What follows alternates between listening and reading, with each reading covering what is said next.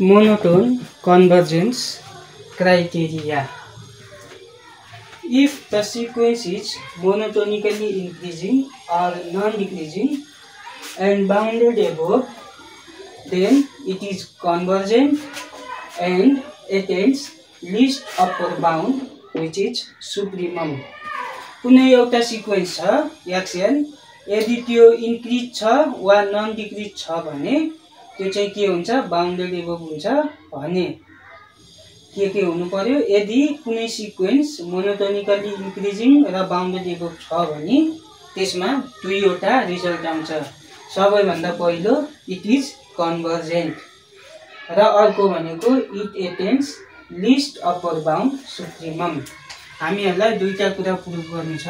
पहिलो त्यो सिक्वेन्स के हुन्छ, कन्भर्जेन्ट हुन्छ भनेर प्रुभ गर्नु छ र अर्को के प्रुभ गर्नु छ, त्यसमा लिस्ट अप्पर बाउन्ड सुप्रिमम हुन्छ भनेर प्रुभ गर्नु छ।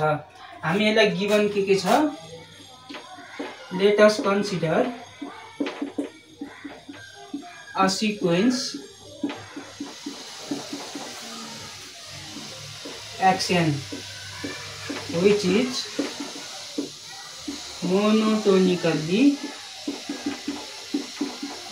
increasing. Monotonically increasing भन्नाले कि त यो इन्क्रिज हुन्छ कि त यो कन्स्ट्यान्ट रहन्छ तर के हुँदैन, डिक्रिज हुँदैन, which means non डिक्रिजिङ। एउटा सिक्वेन्स जुन के छ मोनोटोनिकली इन्क्रिजिङ छ र के छ, बाउन्डेड एबभ पनि छ एन्ड बाउन्डेड एबभ भनेपछि हामीहरुलाई दुईटा चीज देखाउनु छ। एउटा यो कन्भर्जेन्ट छ भन्ने देखाउनु छ र अर्को देखाउनु छ यसमा चाहिँ लिस्ट अप्पर बाउन्ड अर्थात सुप्रिमम हुन्छ भनेर देखाउनु छ। फ्रम कम्प्लिटनेस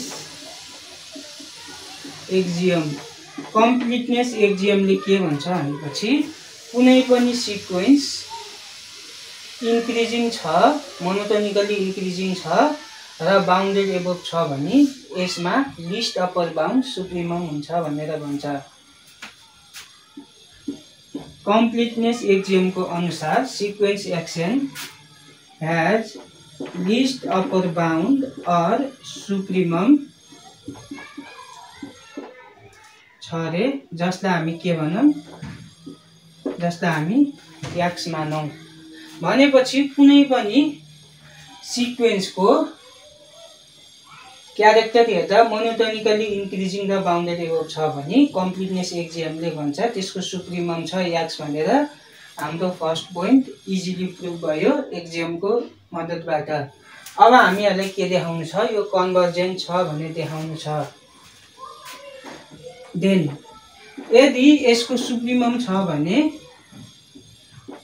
यो सिक्वेन्सको प्रत्येक भ्यालु यो सुप्रिमम सँग कि त इक्वल छ कि त यो भन्दा सानो छ।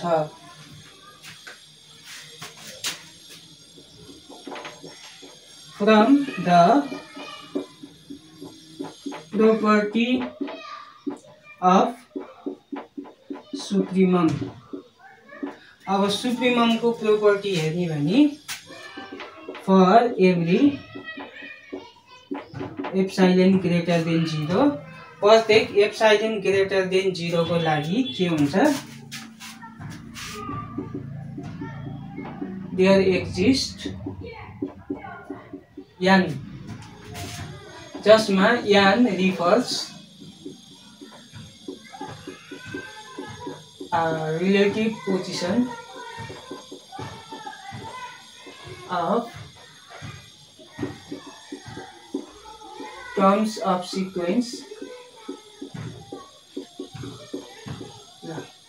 यदि कुनै एप्सिलोन छ 0 भन्दा ठुलो पोजिटिभ एप्सिलोन छ भने हामीसँग सिक्वेन्सका टर्महरु हुन्छन् जसले चाहिँ के देखाउँछ भनेपछि यो लिमिट पोइन्टलाई यो सुप्रिममलाई लिमिट पोइन्ट हैन, यो सुप्रिममलाई एप्सिलोनले घटाउँदाखेरि यो सिक्वेन्सको कुनै न कुनै टर्म भन्दा सानो हुन्छ।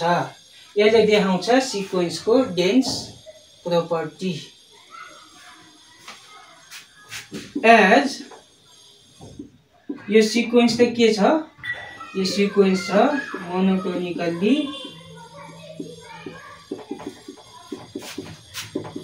increasing and bounded above।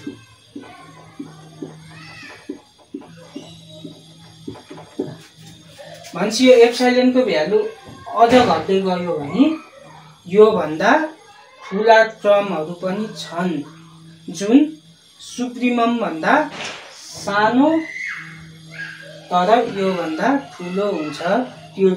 त्यो केमा भर पर्छ? एप्सिलनमा। हामी जति एप्सिलन लिएको छौं यदि त्यो एप्सिलन घटाउँदै गइयो भने यो भन्दा पनि ठुलो टर्महरू भेटिन्छ, किनकि यो भन्दा ठुलो टर्म र हाम्रो सुप्रिमम भन्दा सानो टर्महरू जति नै हुन्छ सिक्वेन्समा, किनकि सिक्वेन्स हाम्रो के छ? डेन्स छ। यस्तो छ भने x minus epsilon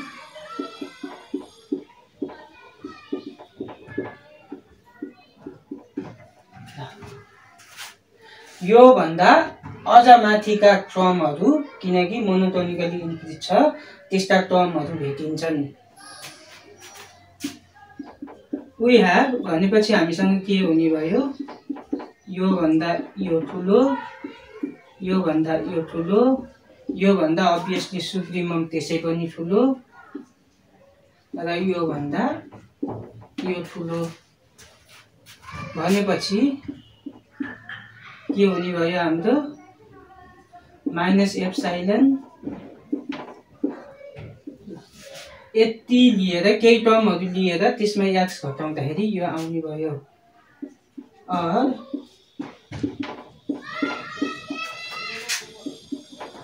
this implies limit n tends to infinity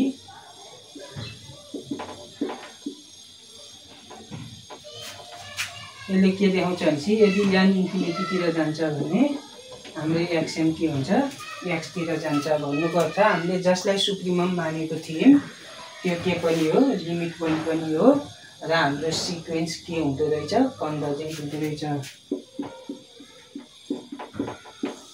यसरी हाम्रो थ्योरम प्रुभ हुन्छ मोनोटोन कन्भर्जेन्स क्राइटेरिया।